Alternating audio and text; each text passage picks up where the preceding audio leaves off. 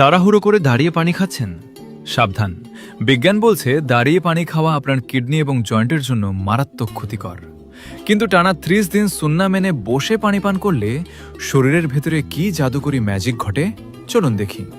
প্রথম দিন, আপনি যখন বসেন আপনার ব্রেন প্যারাসিম্প্যাথেটিক নার্ভাস সিস্টেম বা রিল্যাক্স মোড অন করে দেয়, ফলে আপনার স্নায়ু এবং পেশিগুলো শান্ত হয়ে যায়। এই অবস্থায় পানি খেলে তা খুব ধীর গতিতে এবং স্মুথলি আপনার খাদ্যনালী দিয়ে পাকস্থলিতে প্রবেশ করে।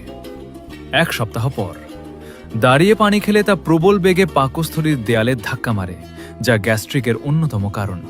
কিন্তু বসে পানি খেলে পানি সরাসরি পাকস্থলীর দেয়ালে আঘাত না করে দেয়াল বেয়ে ধীরে ধীরে নিচে নামে, ফলে আপনার পাকস্থলীর অ্যাসিড শান্ত থাকে এবং আলসার বা গ্যাস্ট্রিক জাদুর মতো গায়েব হতে থাকে।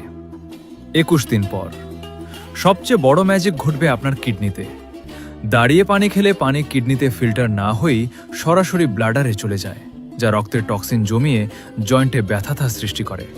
কিন্তু বসে পানি খেলে আপনার কিডনি সেই পানিকে একদম পারফেক্টলি ফিল্টার করে শরীরের সব বর্জ্য ধুয়ে বের করে দেয়। 30 দিন পর, আপনার শরীরের প্রতিটি সেল বা কোষ পাবে 100% হাইড্রেশন। কিডনি স্টোনের ঝুঁকি একদম জিরো হয়ে যাবে এবং হাঁটু বা জয়েন্টের পুরনো ব্যথা দূর হয়ে যাবে। সুবহানাল্লাহ।